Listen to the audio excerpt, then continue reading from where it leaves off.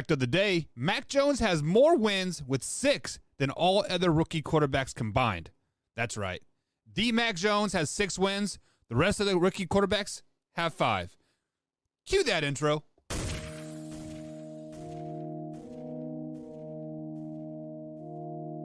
You know on the beat every time, no. I would like to personally welcome you to Man Hour After Dark. Say that thing. Why I bring you the host, Mike, Buck, and Cone. You know who's coming to the stage. Sports talk than what you about to hear right here. I second that. Go.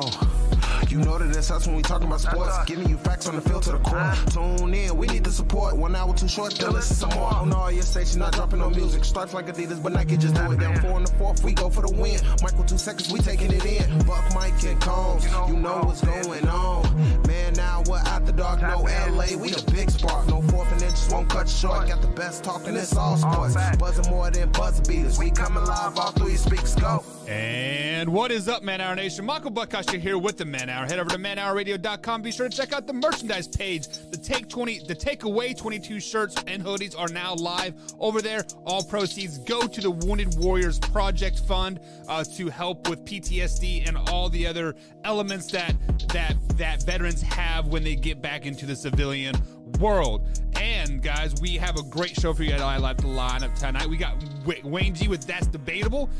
We do got a special guest on tonight, but we hang that on for a minute. We're going to talk a little bit about Landry Jones. We're going to, of course, talk about Antonio Brown, all that saga that is happening. And then, of course, you got to talk about Mac Jones. Mr. 6 wins, Mac Jones himself. But speaking of 6 wins, Soup Boss is 6-0 every time he is on the show, if we have some type of debate, I guess. But hey, what's going on, Soup? Defeated. Testing. Is the mic working? Just making sure. Let me check. You got me muted. You checking? No, yeah. I think you're good. Mic check. Drop it. Good. Just making sure before I drop another win and we go 7-0 tonight, baby. What's up? Yes, Soup sir. Boss in the house. Obviously pumped up for my Pats getting ready to play right now. So you'll see me continuously glancing here and there. I got the game right here, and I got Buck right here. Yeah. Game, the fans. We'll keep it going. We'll go all night long. We'll do the good. We will definitely do good all night. So first things first, man, thank you for joining us here on kind of short notice here, kind of like last minute. Like, hey, Soup, you want to jump on? And he said, sure. And the main reason why I wanted to bring you on is because of what you said last night about the Wayne G segment last week. And I believe it was Jaylen Brown, is it Jaylen Brown?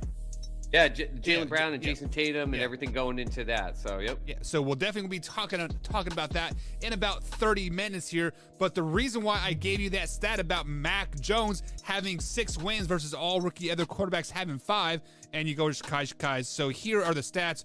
Justin Fields is 2-5 on the season. Trevor Lawrence is 2-7. Zach Wilson is 1-5. Davis Mills is 0-6, and Trey Lance is 0-1. So, Soup Boss, with that being said, is Mac Jones the Rookie of the Year? Ooh, man, if we're going to be talking about Rookie of the Year, in a league that is obviously driven by offensive stat numbers and everything like that, you can make the argument that there are other players that are doing not only a better job as a rookie, but maybe even doing a little bit more in their position than predicted.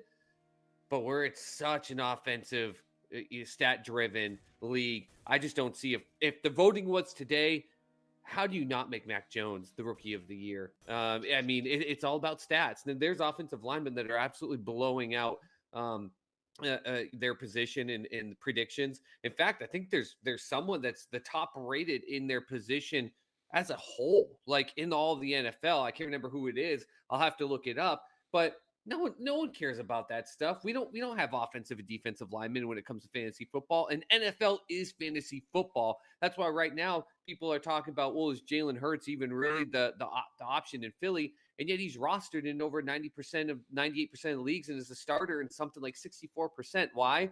Because he creates offensive numbers. If the voting's today, not just because I'm a Patriots fan, but how can you not make Mac Jones Rookie of the Year right now? I just don't see anyone that's beating him. Yeah, so, obviously, I think he will get the Offensive Rookie of the Year, no question in my mind. Maybe the receiver from Cincinnati, who's that? That's Jamar Chase, right? Yep. I think he can make a legitimate run at it, but right now the Bengals are kind of falling off the map.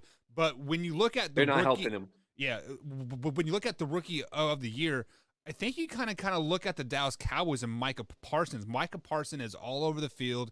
He is playing multiple spots on the field, and he is single-handedly elevating that Dallas Cowboys defense into a premier defense, much like we talked last night. So will Mac Jones win a Rookie of the Year award? Absolutely, because hell, I it would not surprise me if the Patriots make it to the playoffs that he isn't the MVP of the league either. He is having that great a year on a good you slow it down. Okay. Slow it down, mister. The Pats are going to win in the playoffs, beat the Ravens on the road by 10 plus points. Like, they calm will. down. They will. Stop giving my boys props and then going all crazy and giving people a reason to get all ticked off. That's not going to happen. I think what you can say is if the New England Patriots are to win the AFC East and find a way to take out the Buffalo Bills, then for sure you got to give them Rookie of the Year. Because in a year, everyone assumed, hey, listen, Buffalo's not going to back down. Right. Big deal. Bill got a rookie quarterback. He's still going to need to rebuild. They were saying it on the broadcast here before we got on. What rebuild? It's now. The time is now. They're already into that mode. This isn't rebuild. This is moving forward already. And if they win the AFC East, you got to give them Rookie of the Year at that point. Yeah, so one thing people I think the casual fan fail to see is the Patriots missed the playoffs last year and what they were 6-10 I think last year as well off the top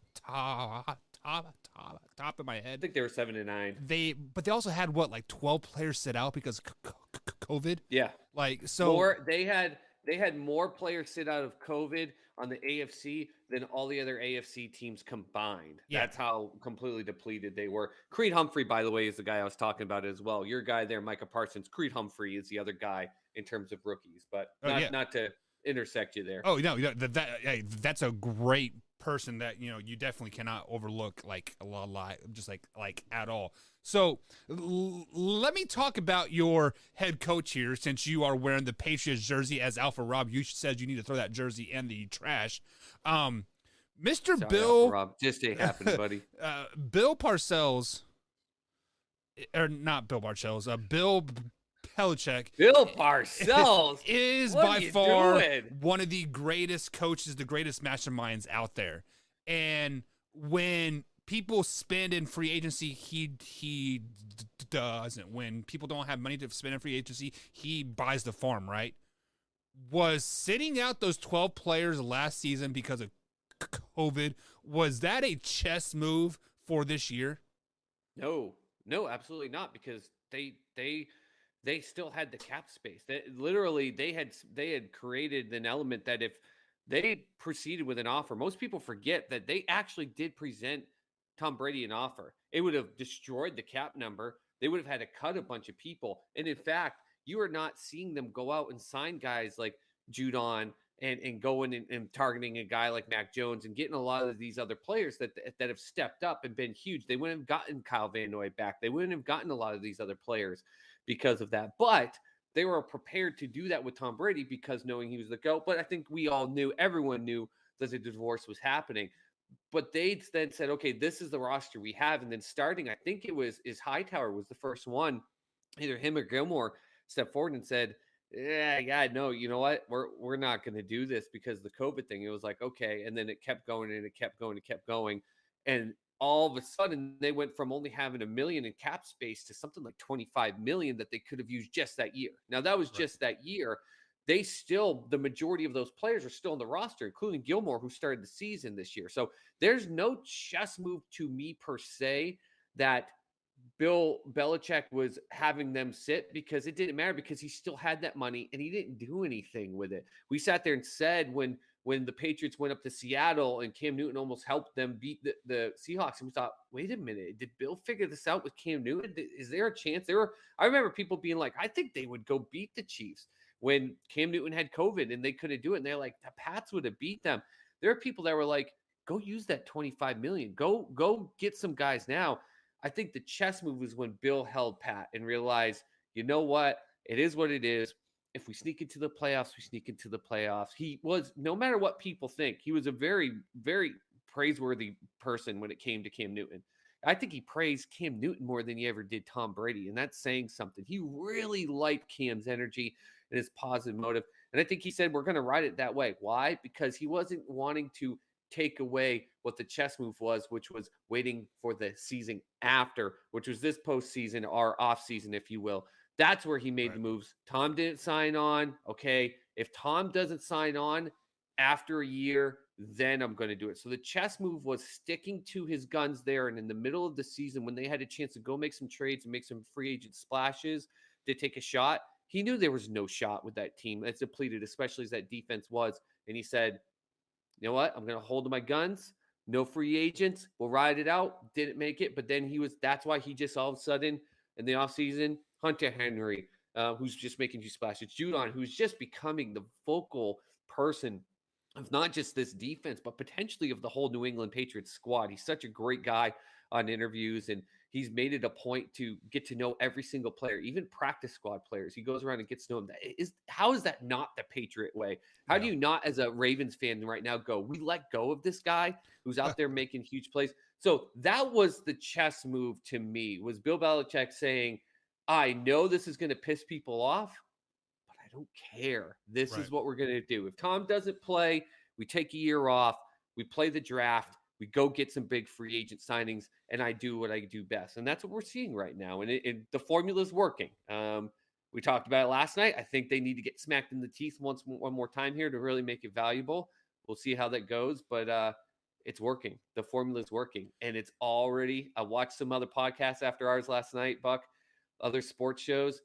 People are getting frustrated already that Bill Belichick and the Cheatriot nicknames are already coming out. But the people are saying it's just proven that Brady is the GOAT, but without Belichick, he wouldn't have won as many. It still took both of them in the formula, and Bill has proven that this year. Right. And I'll take that. Yeah.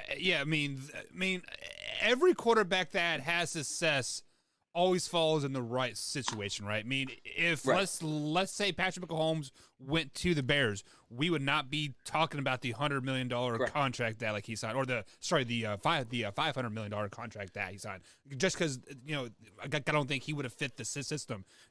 And I want to say the same thing about Mac Jones. Mac Jones to the Jets, we wouldn't be talking about Mac Jones the way it happens either. So by Tom Brady going to the Bucs, this has to be a blessing in disguise for all Patriots fans, because you guys wouldn't have got Mac Jones. You probably wouldn't have gotten Hunter Henry or Judon Smith, or who is the other tight end that you guys got as well. I can't remember his his name. Right. Those are the two big ones. Yeah. I mean, not Judon. Jonnu. Yeah, Jonnu Smith and Hunter Henry were the two big ones. Right. And though Jonnu's turned into a huge blocking tight end, he hasn't really become the catcher, but that's okay. That's not what they need right now. And he's being used in a huge way for the running game, and including, by the way, N'Keal Harry, which of course everyone's like, first round bust, because he's not catching a bunch of balls. He's getting praised week in and week out for absolutely setting up huge trap end blocks and everything. Again, the Patriot way. What is your value? A guy like Slater on special teams for 15 plus years doing that and never wanting to be a wide receiver. You're seeing guys like N'Keal Harry saying, all right, I'll be a top level wide receiver for the Patriots by making sure that I go in and set those blocks. So yeah, no, I told you yesterday, I sat there and said, if Mac Jones or Justin Fields get drafted early on, I want all the other quarterbacks drafted, because I do not want Zach Wilson or Justin Fields drafted to the Patriots. Because even though I trust in Bill, they weren't good. And you need to have a skilled QB mixed with a skilled coach to create success in the NFL. You said it. Patrick Mahomes, Andy Reid is a huge reason Patrick Mahomes succeed. Not to say Patrick Mahomes can't be great elsewhere, but he can't be this great without a great coach. Right. And that's what we're seeing right now. And you're right. If Mac Jones goes to the Jets, he's doing better than Zach Wilson by what? Maybe a game? Maybe he has a sneaks out a win here or there more. Shoot, but that's maybe, it. Maybe, and that's it. And that's the difference. But Mac Jones is a better quarterback than Zach Wilson. Mac Jones is a better quarterback than Justin Fields. I said it all through last year in the college, and I think Justin Fields is the same way.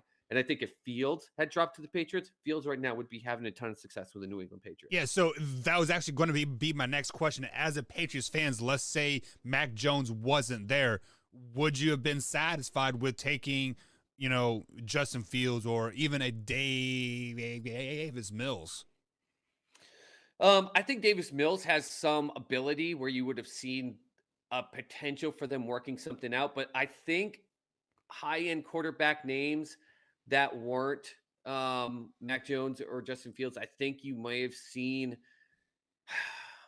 I wouldn't have been satisfied unless it was for the element of bumping up their stock level a little bit to pull a trade with Houston to go get a guy like Deshaun Watson. I think there was no denying that Bill Belichick had a big crush on Deshaun Watson. There've been multiple reports about conversations with him. Hell, there's some reporter that randomly leaked out when they played Houston that they were still talking about trading for Deshaun Watson after this year, which I think is completely bogus now at this point. Oh, yeah. But if they had drafted one of those other quarterbacks, if it was to know that we had to go through another average year, but to bump up a stock of a Zach Wilson to package them for a Deshaun Watson, go for it. And I know all this stuff going on with Deshaun Watson right now, but I still think Bill Belichick would have taken the chance with it, knowing that what he could do with him. But I truly 100% believe that if Fields or Mac Jones was not at 15, we wouldn't have seen the Patriots pick at 15. We would have seen what we saw every single year. Bill Belichick would have traded down. He would have given up that pick for a bunch of other picks, and he would have rolled those into Pro Bowl offensive linemen that half of the Patriots fans go, oh, who the heck is this guy? Right. That ends up being the Pro Bowl offensive lineman. We're like, we've got the best offensive line. He's not a good wide receiver drafter, Bill Belichick, but there's no doubting that he knows how to draft defensive and offensive linemen. And he knows that's where you win football games. Yeah, and that's exactly how you get to Wayne G's heart is you draft great guys. So now I'm circled by Patriots guys here. So Wayne, we have been talking about Mac Jones and if he is on pace to win the Rookie of the Year or not. He has more wins than all other rookie quarterbacks combined this season with 6, and the rest of them have 5. So let me ask you this question before we get into your topic here of the night. Can Mac Jones win the Rookie of the Year? Yeah, I don't know who else would really be competing with him for it. It's not going to be any of the other quarterbacks, that's for sure. So it would have to be, a running back or a receiver or somebody like that. Jamar Chase is having a good year. But I think that, Mac Jones is going to lead that Patriots team to the playoffs, and I don't know if any other rookie is going to have that big of an impact. Yeah, so there you go. Wayne G, as the Patriots guy himself, says Mac Jones is going to win it. And Wayne, I don't know if you heard us earlier when you're waiting to come on board here with us, but I think it's a lock if he wins the division. I think that's the ultimate test. I don't think there's a doubt. I think Chase could help Cincinnati all of a sudden take this downturn and have some amazing games, get 6-7 catches per game, 110 yards, touchdown or 2 a game. And yet still, if the Patriots find a way to beat the Bills and to win this division with Mac Jones leading it, I think it's a slam dunk, no contest Rookie of the Year. Yeah, sure. And I actually have them winning the division at 11-6. I've been calling it all season, so. Yeah, good stuff. There you go. So, Wayne, before we get into your That's Debatable topic of the night, Soup has something that he would like to address with you, first things first. But let me ask you this question first, because there's a poll going on the page here over at youtube.com/manhour. Have you guys seen the Nightmare Before Christmas movie? Of course. Is that a Christmas movie or a Halloween movie? It's a good question. So I would say it probably falls under the category of Christmas. And I will tell you why, is because it takes place, the movie begins after Halloween is over. Right. So the entire thing is planning for Christmas. It is, without a doubt, 100% neither. It transcends the element of Halloween or Christmas. It is a holiday movie. You watch it at Halloween. You watch it at Christmas. Hell, me and my kids watch it on the 4th of July. That is one of the greatest movies of all time because it transcends the element of a single holiday. It is a holiday movie all year round. one of the best. You know See, I what? didn't know there was an holiday- option 3. I thought I had to go pick one of the others. So. Well, and you know what holiday they do skip? They go Halloween right into Christmas. They skip Thanksgiving, so Combs would probably absolutely hate the movie 100%, right? Yeah. The big man likes to eat. You can't blame him. You Yeah. know, if it's not focused on Thanksgiving in some way, shape, or form, or at least give him credit to, he wants nothing to do with it. I think that's why he likes Die Hard as well. I think there's some Thanksgiving mentioning or turkey mentioning or eating of some sort mentioning in that movie. Yeah, and then Drew Well, I also think says that that- Die Hard's a Christmas movie as well. So And I don't think Jack Skellington was aware of the other holidays until he found the doors and he happened to stumble into the Christmas town. I think if he had stumbled into a Thanksgiving town, which was there, maybe he would have been a Thanksgiving guy. But I think it was just he happened to stumble into Christmas. That was the whole point of That is- bringing it. He found Christmas and he wanted to bring that in. So yes, it's the joy, but he was bringing it into his world, which was Halloween. And to your point, Wayne, if he did it with Thanksgiving, he would have done it that way. The whole point was joyous elements of any holiday. You can make it all inclusive. It's all about being all inclusive in today's world. Make every holiday the same. Let's do it. Lights up all the time. And Nightmare Before Christmas should be on every single holiday.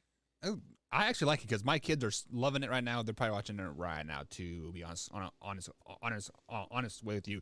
But Wayne, the main reason why we have Soup Boss on for tonight is because of the topic that you brought up last week when it was Tori and I on the show.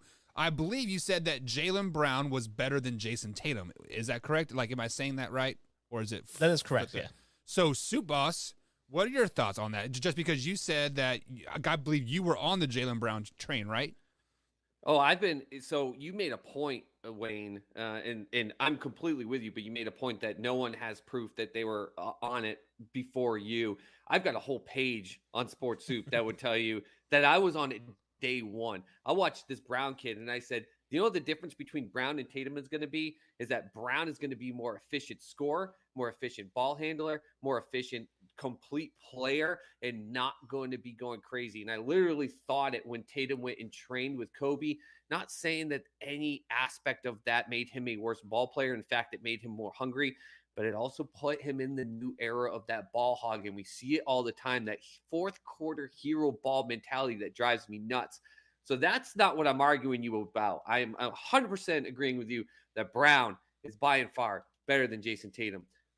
But you made an interesting point about Mr. Simmons in the trade, the rumor or whatever the heck it was about getting Ben Simmons and being able to put Brown in for him in the trade. You made a comment that Ben Simmons is good at everything. He gives you everything. You know what he gives you when it comes to jump shots? A big everything of a sack of crap. That's about it. That guy. Now listen, point guards, the shooting should not be a focus for sure, but that doesn't mean that you shouldn't at least know how to hit some basic jump shots. The guy can't hit a jump shot. Not only that, he has no spine. I'm sorry. The difference between a guy like Brown and even Tatum over a guy like Simmons is at least they have a spine. He has proven in closeout games, in big tight games for playoff seeding, game 7s, game 5, game 6, game 7, he doesn't want the ball. He takes it underneath the hoop with an easy layup, and he doesn't want it. He doesn't want to go up for the shot. He doesn't want to get contact. He doesn't want to do anything like that. And he throws it away, and he gives it to someone else. He says, I don't want it. You go get it. And I don't like the hero ball crap with Tatum. But for the love of God, at least give me a desire to take a shot if you're sitting right underneath the basket. So Simmons does a lot of good things, but to say that he's good at everything, man, I can't agree with you there. He lacks a backbone in the tight moments, and he also lacks a jump shot, which you got to have. You got to be able to make 3 to 4 jump shots a game, and he can't do it. Do you actually see that out of him? No, yeah, I think I actually said he does everything well except for shoot. That's the only thing he doesn't do. And so, and going back to like somebody like Jason Kidd, who was called Asen Kidd his rookie year, right? Because he had no J. And even looking at a guy like Lonzo Ball, right? How ugly is that jump shot? But he's become like a 40% 3-point shooter. So it can be learned. My question 100%. is, will he have the dedication to learn it? At this point in his career, he should already be making that improvement. So if it's not there, then I don't know if he has the will to actually get better. No, he doesn't, because if you were wanting to do it, if you wanted to prove that you had a desire to do it, you would be out on that out on that court, taking those big shots late in the game, and or just game 6 and 7s and saying, give me the ball, like, let me do something, let me, even if you're not doing the shot, give me a huge opportunity for a ton of assists, like. And he's doing none of that. He doesn't want any of that opportunity, because even when he's getting rid of the ball, it's not going to a man that's open for a touchdown or anything like that. I've been touchdown, geez, open for a field goal or anything like that. It's literally going for just get the ball away from me and reset the play. And that's a big issue when it comes to Ben Simmons. He doesn't want to learn it. He wants to be able to be considered a superstar how he is right now. I deserve my pick in the lottery. I deserve the recognition I got. I deserve to be recognized as a good player. I've proven it through other games. I don't need to prove it all the time. Therefore, I am who I am. And that's his mentality. And that, I mean, we already have that with the Celtics when it comes to Celtics fans. We've got Tatum saying, I'm going to take the ball and I'm going to go 4-on-1 and try to shove it down your throats. And even though that doesn't work, at least he knows he's going to go for it. At least there's an attempt of some sort. I don't think you take a huge step backwards by bringing in Ben Simmons. You seem to think that he could succeed in the Celtics organization. I don't agree. I think you need a guy that's got a head on his shoulders, and you get rid of the guy in Brown and you bring in Simmons. I just don't agree that he could succeed. I think I actually said that he wouldn't be a good fit in the Celtics. I said it's not a good fit there. I think that the reason I brought up Brown is because I started off the segment saying that, there were rumors that he could be traded to the Celtics, but that Jaylen Brown would have to be included. And I said I wouldn't do that, which led to me saying that Jaylen Brown's better than Jason Tatum.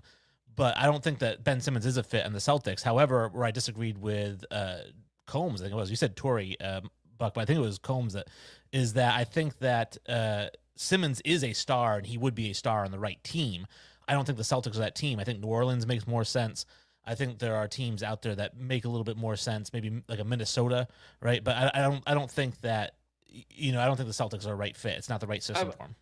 A box of Raisin Bran would be a star on the Pelicans, for crying out loud. Like, that's not giving the guy any credit. It's like Antoine Walker when he left the Celtics and was a star elsewhere. Yeah, when you're the only thing that can be halfway decent on a really, really crummy, crappy team, you're a star, but you're only a star there. You are not a star on the league level. And that's the difference, is that Ben Simmons wouldn't appreciate that, because he wants to be a star on the league level. That's why he's literally saying, I want to go to California. And there's only the three teams in California, which he's an idiot and doesn't realize that there are four. But he's like, I only want to go to one of the three teams in California. Because he seriously thinks that he's that good. He is a superstar. And if he goes to a team like New Orleans, he'll end up being the best on that team. But when he doesn't get as many Pro Bowl votes, or a Pro Bowl, or whatever you got, All-Star votes, or I've got NFL in the mind, he doesn't get those All-Star votes or anything like that as much. He's going to get whiny about it. He's just not going to be happy if he's still not considered one of the elite in the league. And that's his problem right now. So could he be a superstar? Yeah. But I mean, again, Kellogg's Raisin Bran would be a superstar in the Pelicans right now. I think he'd be the third best player on the Pelicans. I don't think he'd be the best player, but I think that he would actually make that team a playoff contender. And I think the same thing with Minnesota. You've already got Karl Anthony Towns there, so he's not going to be the best player on that team, but he's going to be a guy that makes Towns better, that makes that team better. So like, it has to be the right situation. You can't put him into a team like the Celtics, which is already guard heavy, and they rely on shooting. He's not going to help that team. And you can't put him on a team where he's expected to be the main guy, because he's not that guy. He has to go to a team where he can be the second or third option, but he's like basically like a 1A more than a 2.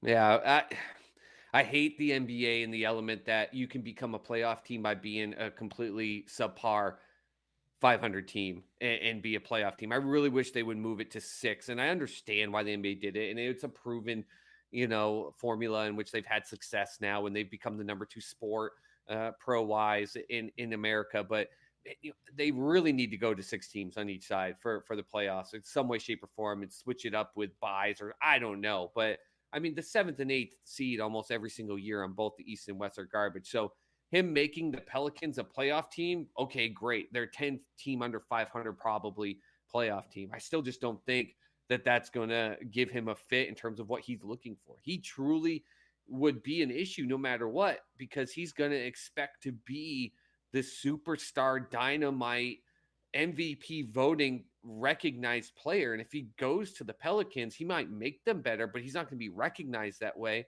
And then you're going to get exactly what you already had in Philadelphia. I mean, look at what he's doing in the preseason right now. I mean, he did in the preseason before they started with everything, with showing up at practice and getting sent home. Like, you got sent home. The teacher sent you home because you're an annoying pain in the ass. Like, how much more embarrassing could that be? But he doesn't look at it that way. He just thinks, oh, well, they didn't appreciate me for who I am, so fine, I'll go home. It's just this piss poor attitude that he has about things, that he thinks that everyone else is seeing the colors of the rainbow wrong except for him, and all he sees right now is black, white, and gray on that thing. Okay, so let's go ahead and get into the topic of tonight's choice. First things first, Sacramento is not a part of California. It's Northern California for you non-Californians, right? Isn't that how that works out? Last time I checked, it's the same damn state. No, it's the capital of the state. It's Northern literally California and the Southern state. California. But anyways, we bring Wayne G on every Thursday here at 8:30 East Coast time for his weekly segment of That's Debatable. So Wayne, tell us what the topic is the segment is all about, and where people can find your show. Ranked number Absolutely. 1 by the way. That's right. Ranked number 1 on Good Pods, and everyone should be listening to the podcast on Good Pods because, as I mentioned, you guys can actually vote for each individual episode and how much you liked it. So if you didn't like a particular episode, don't vote high on that one, but vote high for the rest of them. So number 1 on Good Pods, and we basically are a movie podcast where we recast films that are at least 20 years old with modern-day actors and actresses. It's really fun. This segment, what I basically do is I bring up 3 or 4 topics. Today it's 4, usually 3 sports, 1 movie topic, and we kind of go at it. And that's where we're at. It's debate. That's debatable. We'll see how debatable some of these are. Sometimes you guys disagree with me. So let's do it. Topic number 1. Topic number 1. This was actually brought up by Man Hour superfan Drew, who messaged me this morning, and he had said that he was on YouTube and he came across an old Infinity Sports video, and it was something that we had talked about. He disagreed with me, which is why I thought I would bring it up, because it is something I'm passionate about. Which was in 2015, the Arroyo Valley High School girls basketball team won a basketball game 161-2, and the head coach was suspended for 2 games for running up the score. And there are many who feel like, as a coach, he was doing his job, getting his team to win. They had already won 3 games that season by 70, and so this team that lost had already lost a game by 90, so it was just a really bad team. And so 161-2. And he got suspended. People didn't think he should be. I thought he should have been suspended for the rest of the season. And my take on it is this. High school sports is nothing more than a book club. So it's just an extracurricular activity where you drop off your kids so you don't need a babysitter. And the coaches of those, whatever it is, programs are supposed to be teaching the kids life lessons. What kind of life lesson are you teaching kids when you're full court pressing up 100 points? Soup Boss, I'll let you have this one first. You seemed really intrigued about this. You would suspend him for the rest of the season because high school sports is a book club. Maybe where you played high school sports, Wayne, maybe with, I don't know, homeschool type groups playing out in a field where they just toss down some lime, some chalk to be the line to play, and everyone got ribbons. Maybe that's, everyone wins. We don't keep score. No, high school sports is not a book club. It is literally an opportunity to be able to give your bodies, as you're starting to mature into them, the athletic ability to excel at a certain rate that could give student athletes the opportunity to gain scholarships. Just because we are all big on sports on a higher level, not everyone gets a scholarship to Alabama, but there are a ton of lower division schools that still give out full scholarships. I have a ton of friends that were in high school football that got to go to college pretty much for free because of their skill set that could continue to go on, and they use then their degrees to be able to build a career. No, it's not a book club. That's a ridiculous way to look at it. And if a team, now, if he got suspended because he was full court pressing and they were chucking up threes or stuff like that, yeah, you're being a dink. At that point, you don't need to do it. You need to understand when the game is over and to stop. But to say he should be suspended for the rest of the year, I don't understand that. It makes no sense to me. Yeah, and you wanted him to just sit down and say, hey, we're good, we're not doing anything else? Well, my strategy on it would be, as a basketball guy too, and having coached basketball, is this. Obviously, the first quarter you come out full court press, like you normally would, right? And you come out Now it's, 55-1 or 55-0 at the end of the first quarter. Now we stop pressing altogether. We go into our set defense, set offense. And again, you can still score a bunch of points. I'm not saying, but then at that point, now you go into halftime and it's, 80-5, right? Second half, nothing but JV players for the rest of the game. And again, staying with the set offense, set defense. In this case, he was leaving his starters in. He was full court pressing for the entire game pretty much. So that's the problem I have. And the reason I say that for the full season is because high school sports coaches are responsible for shaping young minds. They are teachers. And if a teacher is misguiding a student, they should not be a teacher. If a coach is misguiding his team with these types of principles, he should not be coaching. They should find another coach who understands that humanity that is way more important than any sort of sport at all. Okay, so let me speak on this from the coaching side.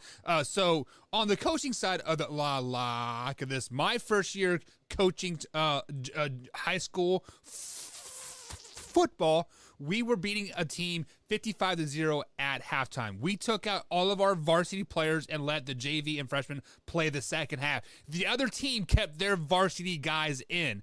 They literally killed our kids. They ended up scoring 35 points on us. And so now every time we play this team, I swear up and down that I will never pull my starters out, and we will put 80-85 on them every chance I can get. So maybe that's what happened to this coach on this team a couple years ago, back when this team was horrible.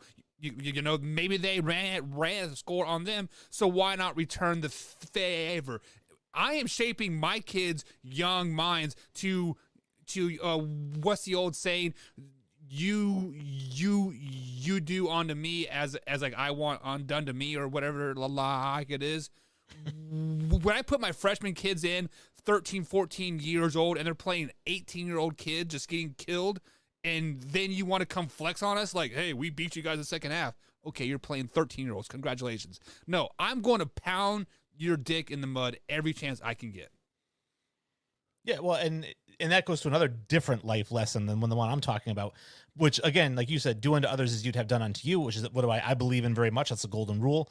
However, I also think that there was another guy who said something like, turn the other cheek, right? So, again, if you're teaching kids like, hey, these guys are being a-holes, so it's okay to be violent with them, or it's okay to call them names, and then the other coach is like, well, if they're calling you names, it's okay to do. Listen, everybody just stop. Everybody just stop. You're playing a game. It's fun. If you're not having fun, get off the field and go join the chess club, right? It is supposed to be fun. And as coaches, it's your job to teach the right way to handle life situations, not just situations on the field. And so I think that when you get rolled by a team, I understand the frustration with that. I understand hating that coach. But at the same time, when you go in and you play against them a year later, 2 years later, whatever it is, to take it out on his 14 and 15-year-olds, what are you really teaching your team as a leader? I'm teaching my kids how to play Division I level. I'm teaching my kids that this is an internship onto your career. You want to be great now, and flex on those stupid little bitches. No, I think there's a line in between what you both are saying. I really do. I understand what you're trying to say, Wayne, in that element. And it's true. Sometimes some coaches and or parents use their own lack of success on the sporting field, and they present that into coaching these kids, and then they think that that's their ability to flex. So if that was this coach flexing, yeah, then you deserve to be suspended. And you do it within an element of, You shouldn't have been doing this. You shouldn't have been pressing. You shouldn't have been point up threes. Come on, man. Put your zones in. Have them run the basic pick and rolls and things like that. Doesn't mean you have to stop playing. You're suspended for a couple games. But you don't just automatically just throw them out for the rest of the season. But at the same time, you keep saying it, Wayne, you got to shape and mold these people to go against your version of it, Buck. That doesn't mean you teach them how to just be unceremonious little bullies, turds that just absolutely tells people how much they suck and everything like that. You do it by teaching them success on the field. And Wayne, if you're molding these young children for success moving forward in life, guess what?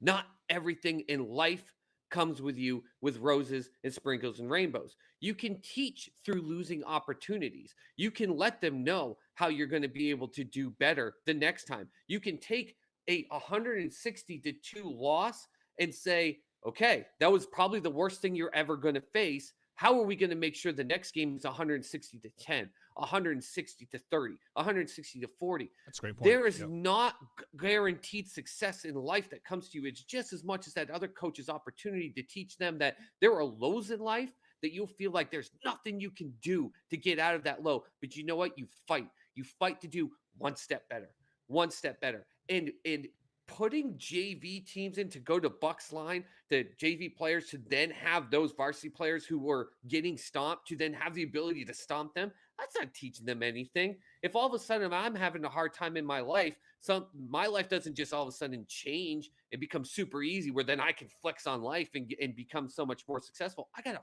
fight for that ability to do that.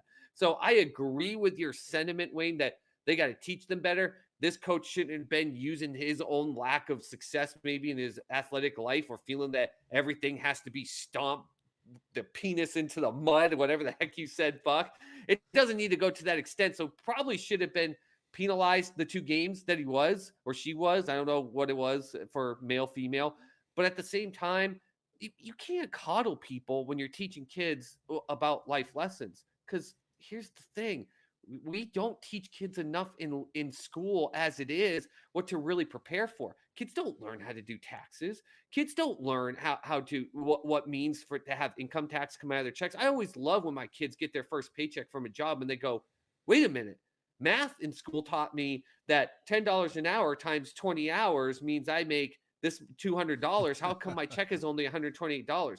Welcome to the real world, child. Let me now talk to you about why this happens. You have to give opportunities for life lessons to come in different ways, not being coddled. Sometimes learning you're going to get your rear end stomped 160 to 2.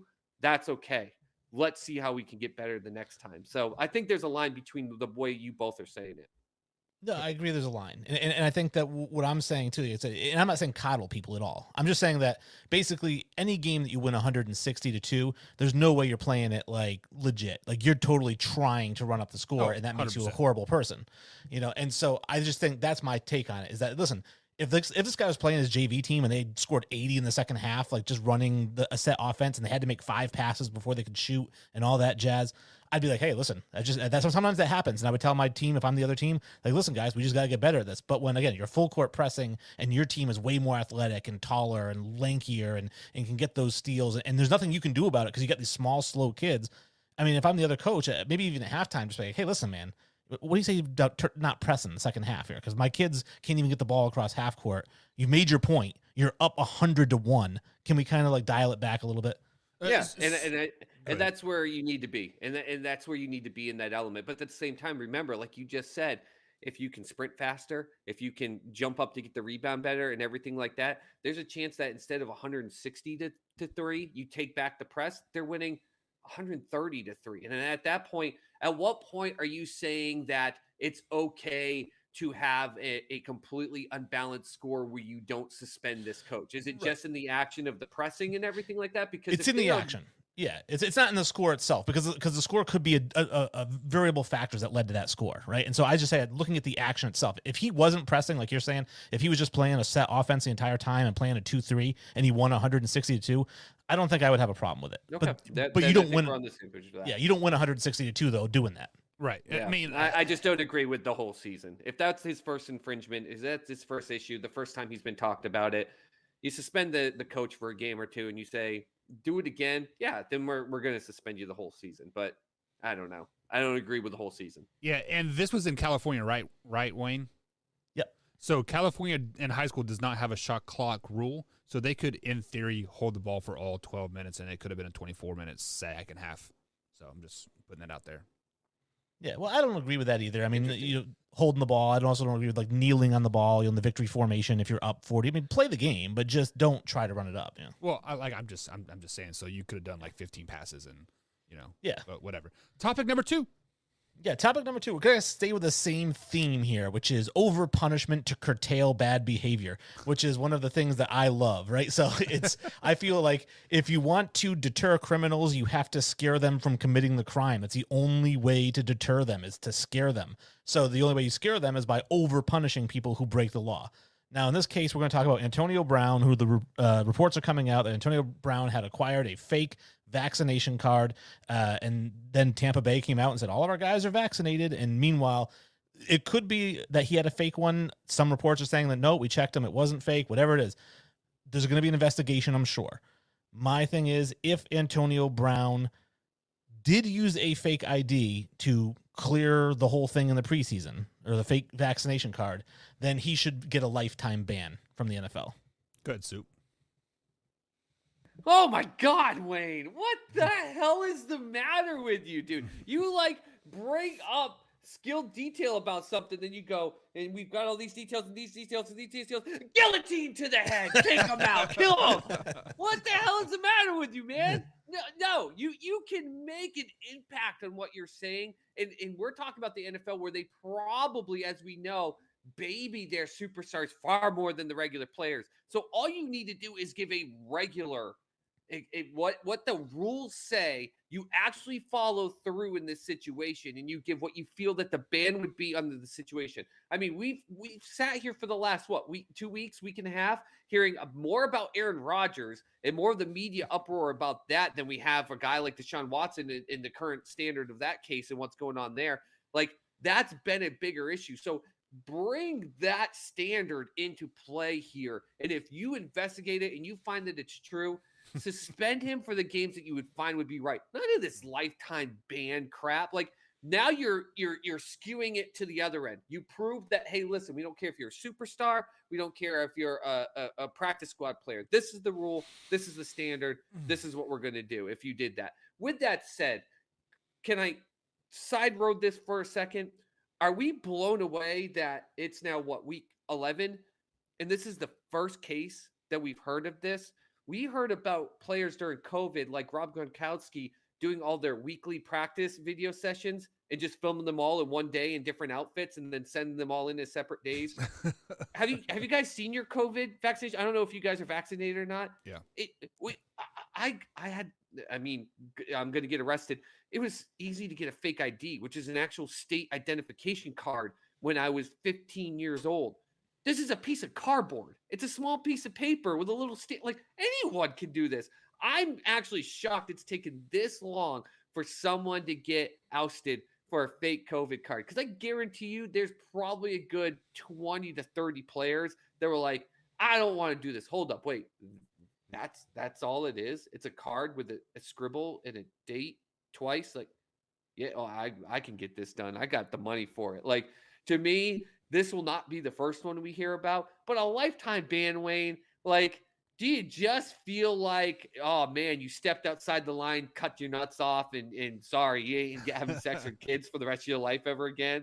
You go to some extremes, buddy. Oh, I go wicked extreme, and this goes back to when I was even in high school. So when I took driver's ed in I think I was 17.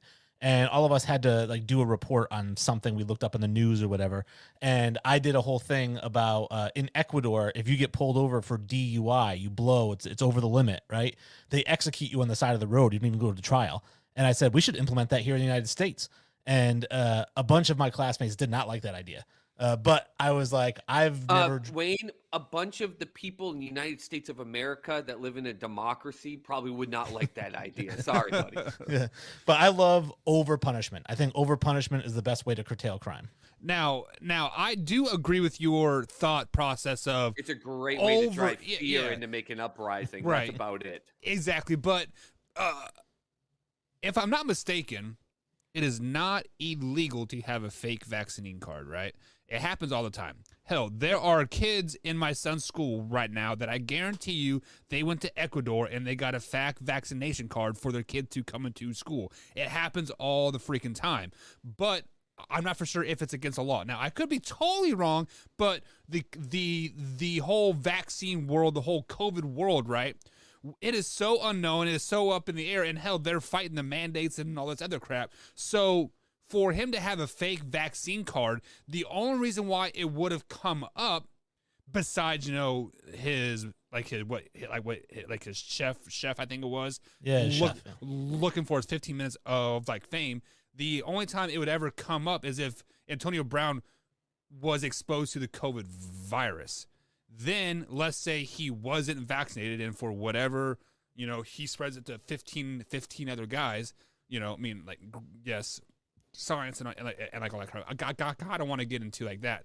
But let's say one of those 15 guys ended up getting like they die because of the whole COVID thing because Antonio Brown faked it. Then I could see something different happening. But so we are basically pinning him to the wall here for an accusation that doesn't even matter. Like, what does it matter? For starters, it doesn't matter. Yeah, it's a two-part question you're asking here, Buck. And so the first thing I'll say is this. I said right off the bat, if it's proved to be true, I'm not pinning him to the wall based on the accusation. If it's proved to be true. Secondly, my contention is this. Yes, it's not against the law. That doesn't mean it doesn't matter. Is it against the law to say, fuck you? No. But if you say fuck you to your boss, can you get your job back ever again? No. So, it doesn't have to be against the law to get punished for it. Yeah, I mean, there's a ton of people in construction right now that are just like, wait, that's against the rules? I can get fired for that? yeah. But like my biggest thing is like this whole mandate, obviously the NFL is a private entity. They can implement any mandates that they want, right? Just because it is legal to smoke pot in California doesn't mean the NFL is going to allow you to smoke pot, right? So, like, I get that aspect of it, but a lifetime ban, absolutely ridiculous. Let's say at least maybe a 10-day suspension, because if you were to get COVID, that would be his quarantine process, right? It's the 10 days. And I think I was about to bring up an example, and it almost would have given more credit to Wayne's point, which is, when I worked for an employee out here in Oklahoma, and all of the weed elements, like what was legal, what wasn't, there's certain states that allowed it. We still had, people that worked with heavy machinery and were diesel mechanics that we said, it doesn't matter. You work with wrenches the size of, a 3-year-old child, and lift up, multi-ton vehicles up on these lifts. You can't be under the influence of weed. You have to be able to pass a drug test, period. Like, you got to be able to do that. If someone found a way to fake a drug test and falsified the drug test as a negative, and really they were at potentially as a positive, there's a good chance we'd probably fire them or not have them have their job back. The difference may be, though, in that situation is because of the state standards, though, in what is allowed, they wouldn't be marked as not rehirable. They probably just lose their job and have to put in for reinstatement after a certain period of time. So it's almost the same scenario. We've seen it with the example I gave is the perfect Josh Gordon sentiment, right?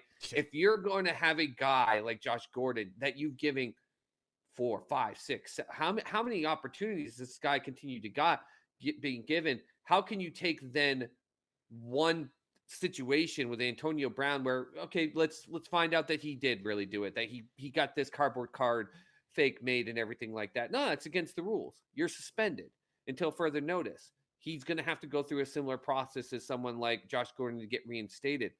I just say a lifetime ban is to literally just say that you went out and just absolutely murdered the child of a coach or something like that. I don't know. Like, those are not the same type of crimes to me. But at the same time, if he's doing something that he shouldn't have been, and he's getting a paycheck and he's able to play and he's able to do things that, we watch coaches lose their jobs because they said, nah, I'm not going to do it. Instead of they made good money too, the coaches. Why? They could have probably gotten a fake COVID card too, but they didn't. If we find out this is true, he does need to face a penalty. But again, friggin' guillotine Wayne G, shoot people on the side of the road because of DUI. Listen, terrorizer, you need to calm it down a little bit, okay? Well, at least I'm consistent. This conversation went from in life when you be consistent. I could sneeze on you. You'd want my balls cut off. That's your consistency. You say, well, you know what? When you get into the real life as an adult, nobody coddles you. Whoa. If you break the rules, you should get coddled a little bit before they actually punish you. When you become an adult, if I cross the street and jaywalk, they don't cut my legs off and throw me in the slammer for the rest of my life. But if they did, you wouldn't jaywalk. I can guarantee you that. Yeah. Oh, God, man, Wayne. You're just asking for an uprising here. You're going to have people with pitchforks and torches in your backyard. You're going to have no idea why. So what was so bad about Stalin? Come on. Yeah. So two things here before we go to the next topic here. The report is that he paid $500 for a cardboard card.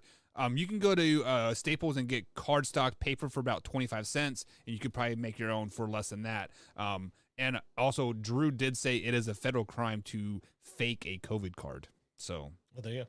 there you go. And then we're trying to gauge the intelligence of Antonio Brown. I mean, wasn't that the jury's already kind of come back with that one? Yeah. Technically, it's a federal crime to duplicate any type of identification illegally as well. But I mean, the bouncers just took it from me and told me get the hell out of there, and that was it. I didn't have my wiener cut off, as Wayne G would ask. Death penalty. Yeah, definitely. So, That is the death so your penalty. butthole. If you cut off my wiener. That is. That's what it is. All right, next topic, Wayne. Yeah, so this one a little bit more of a light note, I guess, if you want to call it that. But the Lakers, after back-to-back losses to the Bulls and the Bucks, are 8-8. They're in 8th place in the West. The Lakers are going to win the Western Conference and go to the NBA Finals. They're just the most talented team in the NBA. And right now, this NBA season, this part of it is still preseason. The regular season doesn't start till December 25th. So with the Celtics, there's this thing that they've done for the last 3 seasons in which they get a big lead going into the fourth quarter, and then they play hero ball the second that the other team presses a little bit and starts to score, and they go on a little 6-0 run, and then they lose big leads, and then they lose. And we watch this happen over and over and over. It's called copy, paste, repeat. All you literally just said was copy, paste, repeat for what we're going to see out of the Lakers. Now, I know they didn't do it last year, so maybe there's some comparisons to that saying, hey, they're not going to get to the finals. But do we really sit here at 16 games with LeBron James and seriously sit here and go, I mean, it's the Max Kellerman saying Brady's going to fall off the cliff. Like, really? Like, people are seriously online saying this proves LeBron James sucks. He's not good. He's a terrible team player. The Lakers aren't going to make the playoffs. Like, why do we do this? It is November 18th. Are you serious? Come talk to me in March if they're like 15 games under 500. Even then, you might still make the playoffs in the NBA. But yeah, I mean the finals thing, maybe, who knows? I'm not there yet because I still don't think we've even seen the shape of what this NBA season's gonna curtail until we get to All-Star break. Who really knows what's gonna happen here? Right. So correct me if I'm wrong. The Milwaukee Bucks won the championship last year, right? Yep. So the Bucks and the Lakers played last night or 2 nights ago, and the Greek Freak totally dominated the game. We had like 49 points, made Antonio Brown not Antonio Brown, Anthony Davis his little bitch, and they still only lost by like 6 points without LeBron James on the court. So why would you be freaking out? Like, hey, we lost to the defending NBA champions without our leader, without the best player in the NBA, like, and our arguably leader on the court, and we still only lost by 6 points. We're okay. Laker fans, pump the brakes. You guys are going to be okay. And it was at Milwaukee, too. So, especially a road game during the week, it is always tough, right? I don't even really think that this is a Lakers fan thing, though, Buck. I think this is just everyone that just loves to automatically paint the demise of LeBron James. It's everyone that's not a Lakers fan. It's everyone that's not a LeBron James fan. They want to paint the demise. Now, if the NBA had some balls and wanted to go all crazy like Wayne, you'd make only the top 4 teams go in the playoffs. Then you might see something different. But literally because of the system and the standard, and because of the fact that home court advantage really does not amount to that much of an advantage in the NBA, these players, they're not going to sit here and play the whole season. And I know they tried to make this whole, we're going to penalize you if you sit a player. They could come up with any excuse, especially in the world of COVID right now. You could come up with any excuse as to why your players don't need to play. They're not going to play at full strength until the All-Star break is over. It is ridiculous. The Lakers could be 0-16 right now, and I would have no problem saying that they would have still a chance at this point to win the West and to get into the playoffs and potentially go to the finals, because half their team doesn't play every game. They just don't do it. When the Thunder beat them, everyone's like, oh my God, the Thunder beat the Lakers. Yeah, half their team wasn't playing. And Russell Westbrook was deciding that he wanted to throw in 10 turnovers, and they didn't bring in LeBron James to tell him to stop. No one cares. This is not the time of season to freak out. Yeah, it's not time to throw people's heads in the guillotine, Wayne. not from LA anyways. But no, I think it's just basically the fans overreact, the stupid fans, I'll say, the low IQ fans overreacting to what is sports media, which in the world where we can all find out scores the minute they happen, people only tune into TV to see arguments, and what causes arguments is hot takes. And so what happens is you get the guy who strikes out, send him down to the minors. Next at bat hits a home run, he's Babe Ruth. Next at bat he strikes out, send him back to the minors. So it's just the overreaction of whatever. But also on the flip side of that, doesn't LeBron James turn 37 in December? And, as a 37-year-old, I'm not there yet, but you guys are getting close, if not past that point, right there. I'm 41. I'm old. They're 42. There you go. So, it is, as you get older, it is harder to turn off that switch, because what did LeBron James do when he was, kind of young? He would kind of just, half-ass the regular season, and then once, April hit, he would flip that switch, and we'd be seeing 30, 40 points out of him, 10 assists, et cetera. So maybe they could panic a little bit just because he is older and he may not be able to turn on that switch and, explode the way he used to. But he does spend $12 million on his body in the off season, much like Tom Brady does. You just literally made the point that I was going to bring up, is the fact that earlier this year I went through a workout regimen for about a 3-month period that put me in some of the best shape I was in since I was 21, a 20-year gap in the shape of my body. And that was a 3-month regimen of working out 6 to 7 days a week. LeBron James, he's not half-assing it out there on the court for sure, but he's not playing right now because he's actually working out like crazy and keeping his body in top physical shape. So that then come the end of January, early February, he then just lets go and plays out the rest of the season. So it's just a strategy element. It's just, you're older now. Okay, don't go out there and even run up and down the court, but we're going to put you in the gym and we're going to make sure you stay in top physical form, and you're going to spend $12 million to do it. But guess what? That's going to make you a $500 million player in endorsements and success and everything alone. It's a different era. It's all of us older people, we grew up watching players hit 30 years old and they hit a decline. It's different. It's completely different now. There's so much science. There's so much money into it. And they're smart. They know when to say, I can step out and still get into the playoffs and make sure my body's in top physical condition. I think LeBron James can easily play until he's 40. Yes. He can. But I think to Buck's point, when it came to flipping a switch, my take on it is this, which is that LeBron James at 20, let alone 37, never had the ability to flip the switch. He's not Michael Jordan. He can't flip a switch. And the best example of that is, I think 2 or 3 seasons ago, when the Lakers were struggling. I think it was his first season with the Lakers, and he came out with a tweet. He said, "Playoff mode activated," and then they lost 3 games in a row. Yeah, and then it was injury mode activated. He's not able to pull a Jordan and flip a switch. No, there's a different activity element in that, and that's why I think maybe you not seeing him on the court right now and being able to use the injury excuse and to a certain extent or rest or whatever benefits him after the COVID aspect, because now instead of it not him doing that, it's just behind the scenes hey, time to hit the gym. He's got a lot of personal trainers right now that know what he needs to do in the physical element. And to your point then, Wayne, then you just end of January, early February, you open up those gates and you let the bull run and see if he can push you through. And I think that's a great focus for the Lakers. They can be a 500 basketball team come then, and I would not be shocked if they get to the finals. So let me ask you this question before we went to the last topic of the night here. Touchdown Patriots. Has LeBron James won his final championship? No. No? Suit boss? I'm going to say yes. Has he gone to his last finals? No. Has he won his final championship?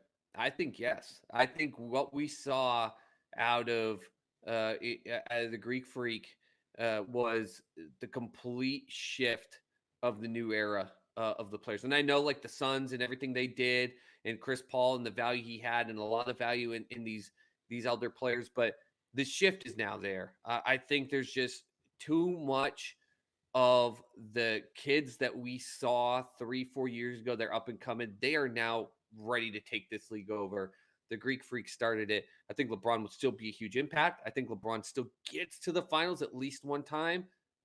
But I don't know. I just don't see the ability when it comes to health, not just with LeBron, with Anthony Davis, with a lot of these other players. Russell Westbrook is going to give you a game where he gives you 15 turnovers again. there's enough of a formula there. It's like when we saw Karl Malone and what was it, Gary Payton, I think, join the Lakers with Kobe and everything like that. It was good enough to be good, but not good enough to win it all. Yeah. So I'm going to go out on a limb and say he doesn't make a finals either. So I think the torch has been passed. So last year to Devin Booker and the Suns. So I would say expect him to put together one more super team before he hits 40. You think so? Yep. Okay. Yeah, I agree. There you go. I agree. He'll put together a super team, but I still don't think he'll be enough because what he thinks are super. Like if Dwayne Wade today would come out of retirement and come play for him on a super team, LeBron James would want him over a kid like Luka Doncic. I really think he would. LeBron James still believes that everyone that grew up with him, like the Carmelos and everything, still have something to prove, and I think that's going to hurt him as he moves forward. I think it's a friendship thing. Like he wants to play with his friends. Who doesn't? So, Who doesn't? I don't. I want to win. But if you think you can win and you play with it, that's what I'm saying. The mentality is that he thinks if Dwayne Wade came out of retirement today, he thinks he could win with him. So he wants to play with his friends, and he truly believes that he could win with them. He's not going out trying to get Devin Booker. He's not trying to go out and get Luka or Trae Young. He doesn't want those players. He truly thinks that he can win with his friends. That's the difference. He's not looking at like you and I going out at me and Wayne going out and trying to play 2-on-2, a bunch of 20-year-olds on the court and breaking our ankles and everything. We might have fun playing basketball, but we know we're not going to win. I'll take Wayne all day, baby. LeBron James truly believes that with Anthony Davis, with Carmelo Anthony, with Dwayne Wade, he truly thinks with Russell Westbrook, he thinks he can win with them. He thinks they still have everything it takes to be a super team now and to win. And I don't agree with that. All right. Well, Wayne G, last topic of the night. Yeah, last topic I got here is the movie topic, and it's kind of a little bit of a plug for us because this weekend we are recording an episode where we're recasting the movie Heat. And so we will be putting that out next week at some point early in the week. We'll have a modern cast, and you guys can vote on who has a better cast for the movie Heat. But I did not want to recast this movie because I do not like this movie. I think it is a crap movie, and I put it in the same category as The Usual Suspects, which is really a bag of crap because if you take out that twist ending, the movie's not worth watching at all. And Heat to me was just nothing but exposition and then one shootout. Soup, do you want to go first on this, or do you want me to it? I hate you, Wayne G. How dare you take one of the greatest films of our whole generation as two old guys and say it is a garbage film? There's not one person that I have not gotten to, because Heat is not one of those mainstream titles that everyone knows. Like, it really is a movie that there's still people my age that did not know that it was a movie. They may have kind of heard of it. Every person I've gotten to watch Heat has come back and said, how come I did not know about this movie? That was insane. What part of Heat makes you think that it was garbage? At what point were you walking away from your couch to go play with your Tinkerbell in the bathroom? A number of times where it's just, like I said, exposition where they're talking and then they're talking and then later we're driving and then we're talking. And it was like Lord of the Rings, but modern day, where it's just lots of walking and talking. And then, like I said, we had the big shootout at the bank. But other than that, it was like, what is going on here? You know, I didn't really get into that movie at all. It's not something it's the second time I watched it and it was begrudging. And you just answered it for me. So now I understand why, Wayne. Wayne needs Teletubbies type of entertainment to be able for him to understand what's going on the big screen. They were talking, and then I didn't understand why they were robbing the bank. That's the whole point of the talking, Wayne. They're explaining to you why they need to rob the bank. You're supposed to listen to the words. Movies are like these things called books. There are words that explains what's happening. Therefore, it sets up the action sequence. Teletubbies coming out and telling you how come and do these things with me. Mickey Mouse Clubhouse bull crap. That if that's what you're thinking that needs to happen, then you can't just have a movie where you just go, all right, start scene and go. All right, bank robbery. Yeah, shooting. Let's go rob another bank. Yeah, shooting. And then that's it. That's not how you make cinema, Wade. What the hell? That's the whole point of why they talk. Shawshank Redemption is nothing but talking, but it's interesting. Nothing was interesting about Heat, but it's got a great ass. It does have a great ass. So I was so pumped because I thought you said I did not want to recast this movie because there's no way you recast something this great, but instead you do you damn crap and go, I don't want to do this because it was garbage. If it was so garbage, recast it to be better than Wayne. I did. My cast is amazing. There you go. Of course. So this is another movie that I've never even heard of. I had to Google it. And Sue Bosch, you said, why isn't this good? Well, they were nominated for 14 awards and they won 0. So when you strike out like that, yeah. I mean, yeah, because we just know that all the movies that have won Movie of the Year and everything like that really transcend the time and are definitely the best movies of those time frames. they did. Titanic. Get the hell out of here. They don't have to. It probably lost win like everything. Princess of the Wheat Field or something stupid. Nobody cares who wins those awards. Yeah, thank you, Wayne. At least we agree there. It's always something stupid that wins those awards, Buck. Well, I'm just saying, like, they didn't win any of these Chicago Film Critic Association Awards, Cinema Audio Society Awards, Dallas-Fort Worth Criticism Award, or the MTV Awards. So, obviously not I very can't good. imagine Heat being nominated for an MTV award. It was the MTV Movie Award, Most Desirable Male, Val Kilmer. Oh, yeah. Okay. Well, there you go. It had to be some stupid category like that. Yeah. So, Who won? Brad Pitt for River Runs Through It? oh, I don't know. It doesn't say. It just gives you the list of nominations. So I feel like I feel like I have to go watch Heat now, like again. Or I hope you have watch it. 7 hours because it's an epic like drag out It's 3 movie. hours. It's 3 hours. It felt like you a gotta week. actually have an attention span that goes beyond an episode of Mickey Mouse Clubhouse. So The, Well, the only I'm thing that would screwed, make it man. worse is if it had subtitles. oh my god. The thing has got a 5 out of 5 Empire, 4.7 rating out of 5 by users, 8.2 on IMDb, 87 on Rotten Tomatoes. The only thing I can't see is the Metacritic score, for crying out loud. And Wayne G's over here being like, well, they talk in the movie. Yeah. They don't, I had to listen to words and hear the words. And I swear to God, Wayne, if you ever bring up a movie and trash Lord of the Rings in conjunction with it, I heard that little slide that you had. How dare you? How dare you? Especially the greatness that is the scene of Helm's Deep. That's a movie within itself. Of course you need to talk to set up stuff like that. Man, how do you read a book, man? Let me guess. You don't read books, do you? I'd read a ton of books actually. I'm a reading machine. That's why I hate. That's why I hated Books Lord of the with Rings. Mickey Mouse Funhouse don't count. Man, I feel like you're slowly attacking me, Suit Boss, because that's exactly what's on our TV 24/7 is Mickey Mouse Clubhouse and Blaze. I mean, I freaking love Blaze. Hot diggity dog. Wayne's like, oh, I get that. It rhymes. I like this. I can pay attention to this now.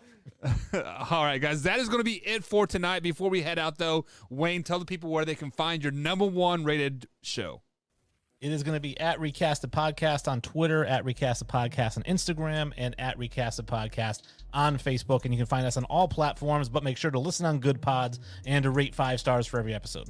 All right, guys. So there you go. Suit Boss, thanks for joining me tonight. You guys be sure to join us every Wednesday at 9 o'clock East Coast time, 8 o'clock Central for Spilled Soup as he quickly becoming making me step up my game, and I like it. I think I don't know, kind of, but nonetheless. Yeah, you have to actually read things. Yeah. You do research. God forbid you and Wayne have to read things or listen to words on screen. You understand? I'm from Kansas, right? We don't even know how to do 2 + 2, so I'm just throwing it out there. But guys, that's going to be it for this week. So hey, did you guys know that 10 + 10 and 11 + 11 are the same numbers? Don't do the stupid dad joke. Come on, Buck. 22. They both 22. We get it. Move on. Close the